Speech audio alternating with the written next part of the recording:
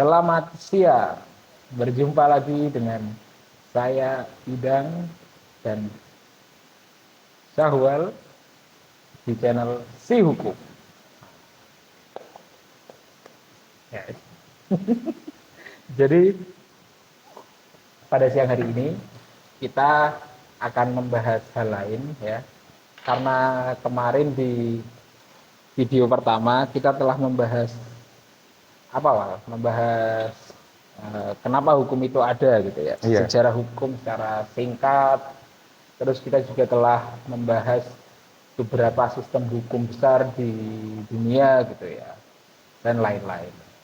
Nah ini di video yang kedua kita akan membahas materi yang menjadi salah satu kebingungan beberapa mahasiswa hukum. Tapi materi ini sangat penting ya. Kenapa? Karena materi ini mampu mendobrak pemikiran-pemikiran hukum di dunia dan tidak terkecuali di Indonesia. Ya, jadi pada siang hari ini kita akan mendiskusikan, membahas apa itu aliran hukum kritis. Iya. Gitu ya, Pak ya? Benar. Ya, jadi kita akan membahas aliran hukum kritis. Jadi aliran hukum kritis ini itu sering sekali kita dengar, sering sekali disebutkan oleh para akademisi-akademisi, praktisi-praktisi, ya, mahasiswa-mahasiswa yang berkaitan dengan hukum, artinya akademisi hukum, praktisi hukum, mahasiswa hukum di Indonesia. Nah, tetapi banyak pula yang bertanya, sebenarnya kritis itu apa sih? Hukum kritis itu apa? Aliran hukum kritis itu apa? Gitu ya. Ada yang berpendapat bahwa aliran hukum kritis itu intinya adalah hukum yang selalu memprotes, ya, kondisi hukum yang mapan atau yang sudah jadi misalnya begitu, dengan menggunakan basis sejarah dan lain-lain. Tapi ada yang mengatakan bahwa aliran hukum kritis itu yang penting semua variabel yang ada di masyarakat itu harus masuk ke dalam satu produk perundang-undangan gitu ya. Jadi banyak yang belum firm, banyak yang belum settle soal pemahaman ataupun definisi soal aliran hukum kritis itu apa. Sehingga pada siang hari ini saya dan Syahwal akan mendiskusikan apa itu aliran hukum kritis. Nah, sekarang pertama kita mulai dulu dari sejarahnya dulu aja. Oke, sejarah. Biar kita lebih enak untuk menguraikan dan kita tahu ujungnya itu sebenarnya itu sampai mana. Jadi sejarah aliran hukum kritis itu sebetulnya itu mulai kapan dan kenapa bisa ada gitu, Pak? Coba kita mulai dari situ dulu. Sejarah hukum kritis itu sebenarnya bermula di tahun 1970-an. Tepatnya di sekitaran 1977. Itu ada sekelompok pemikir hukum di Amerika yang membuat suatu konferensi untuk mencetuskan aliran ini. Nah, beberapa di antaranya misalnya Duncan Kennedy, Roberto Mangabeira Ungab, Karl Clark.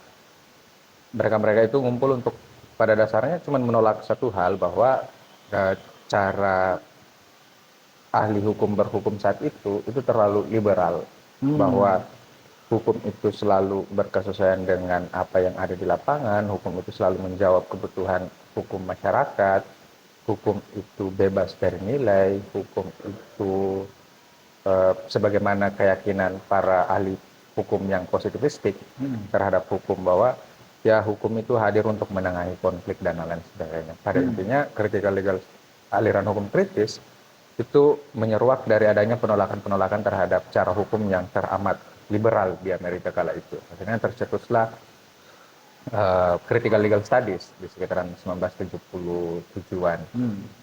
Yang asal mulanya sebenarnya dari konferensi para ahli hukum ini, yang konferensi itu menolak cara berhukum yang teramat liberal.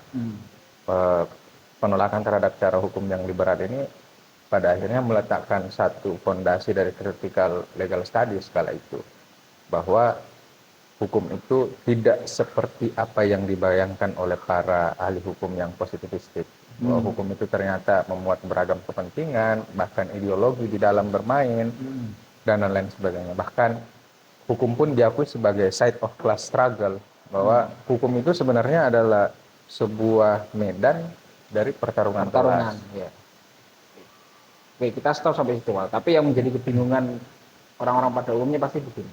Tadi kan dikatakan bahwa aliran hukum kritis atau critical studies ya, itu berangkat untuk melawan pemikiran orang-orang hukum yang berpandangan bahwa hukum itu liberal, gitu ya. Nah, yang dimaksud liberal di sini itu apa ini, misalnya?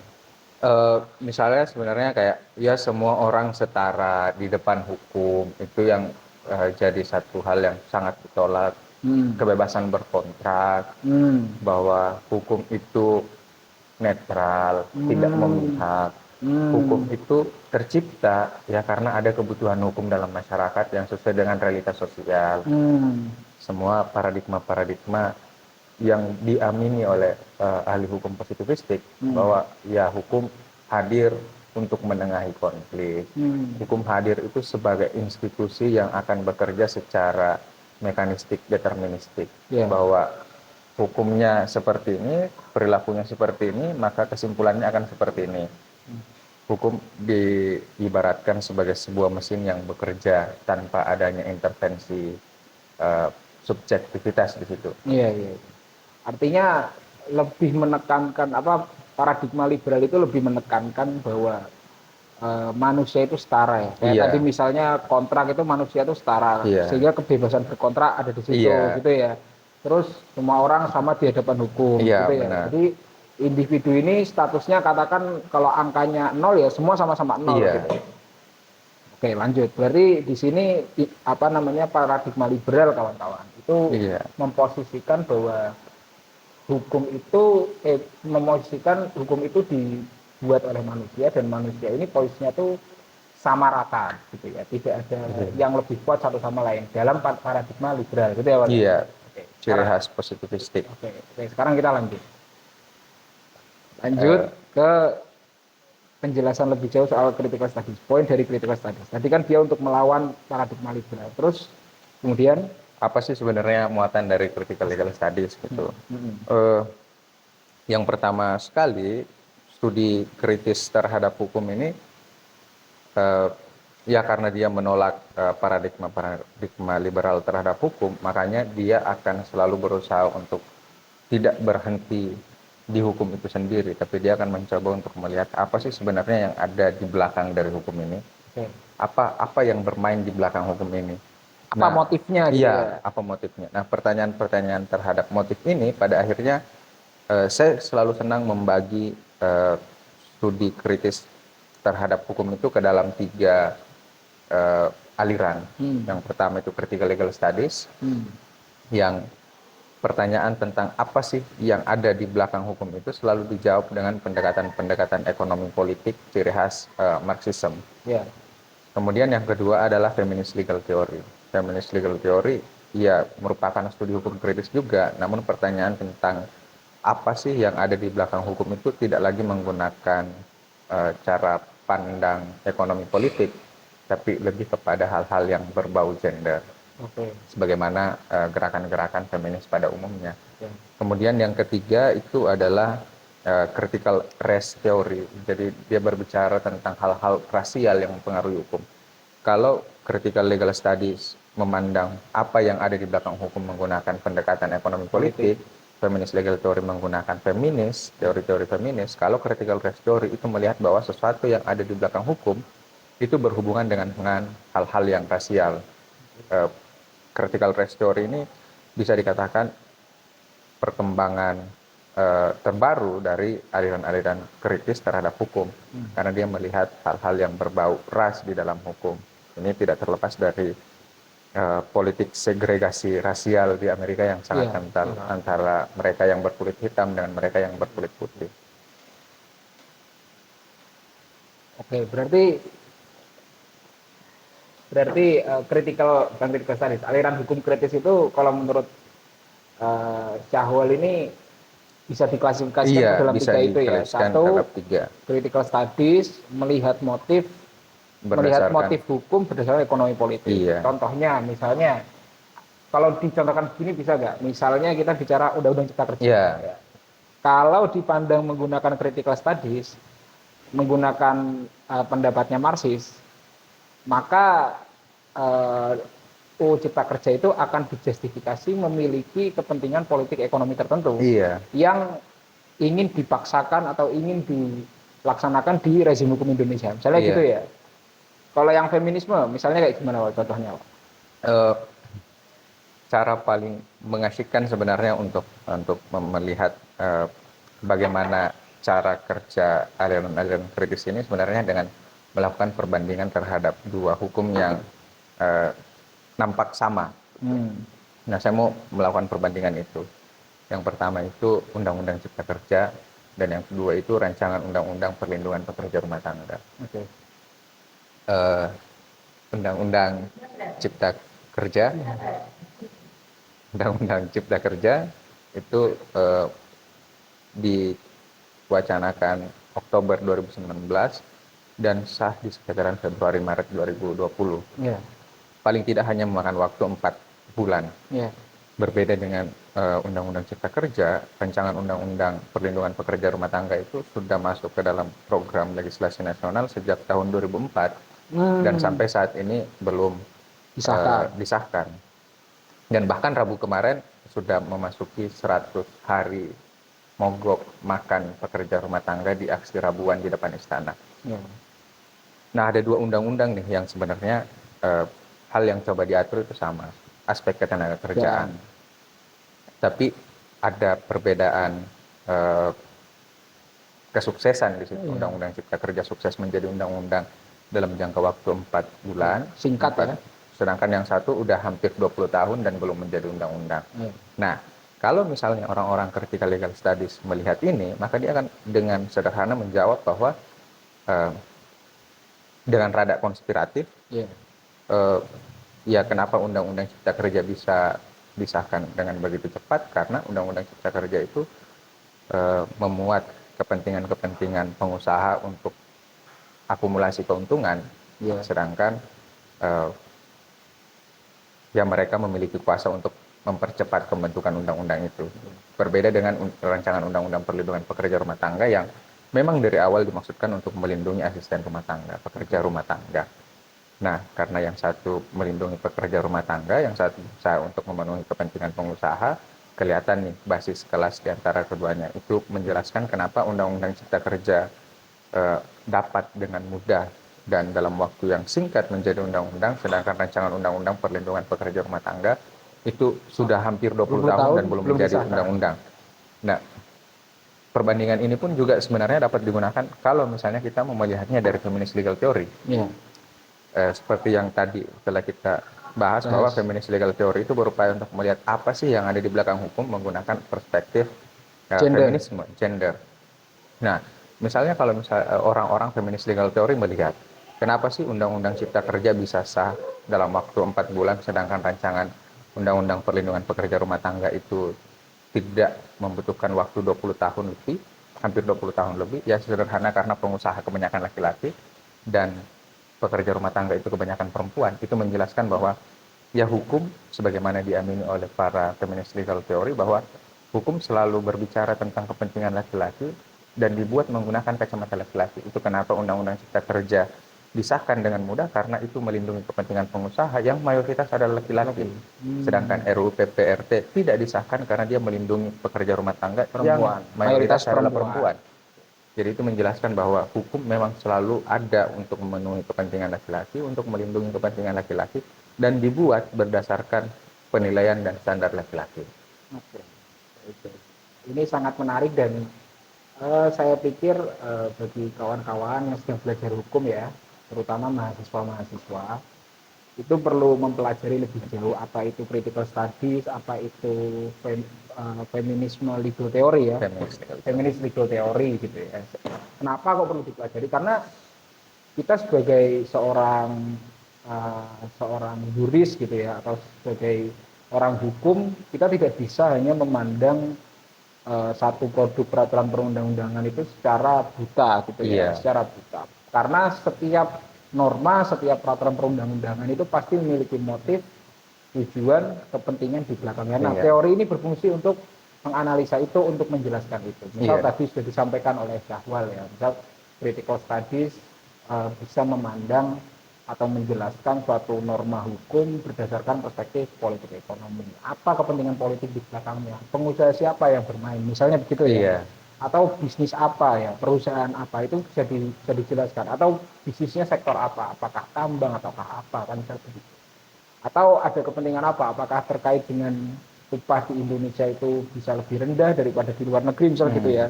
Lantas kemudian banyak penanaman modal asing yang masuk dan segala macam.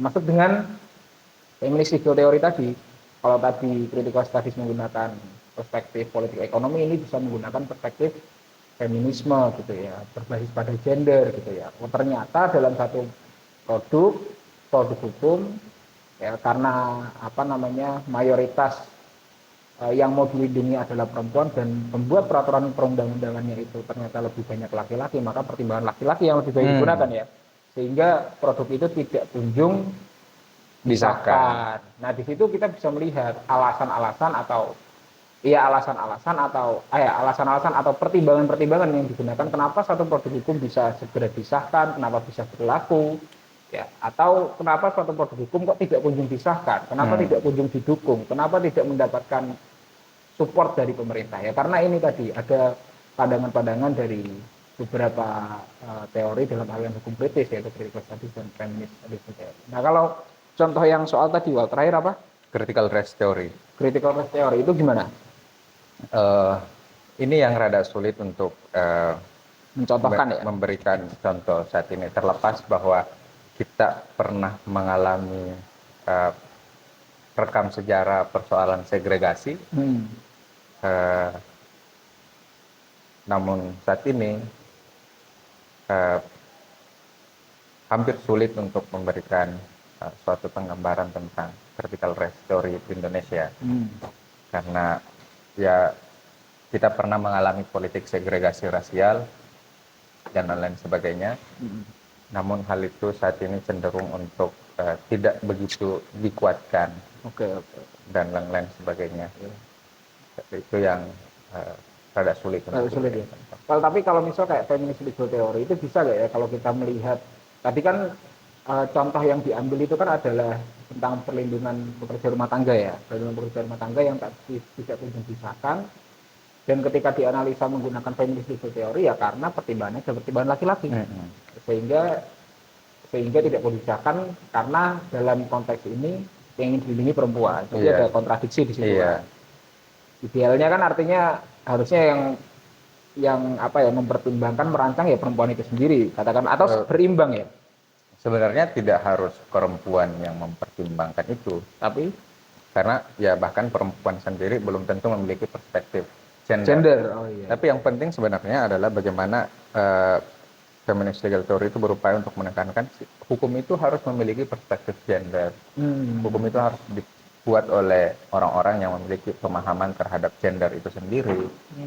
Ya tidak harus perempuan untuk berbicara perempuan, karena ya sorry to say ada beberapa perempuan yang bahkan tidak memiliki perspektif gender itu, dan ada laki-laki yang justru memiliki perspektif gender. Jadi ya berbicara tentang undang-undang yang berupaya untuk melindungi perempuan itu ya tidak harus perempuan itu dibuat sendiri. oleh perempuan itu sendiri, karena perempuan itu sendiri belum tentu menjamin adanya ketermuatan prinsip-prinsip gender di dalamnya.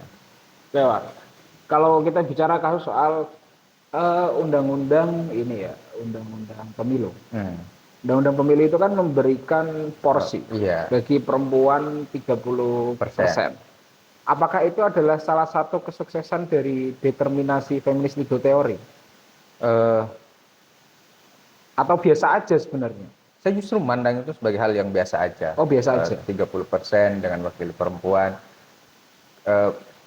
Feminist legal theory itu sebenarnya bukan melihat ke perempuannya, tapi ke gendernya. Hmm. 30% dari perempuan ini kan belum tentu berbicara tentang perempuan. Hmm.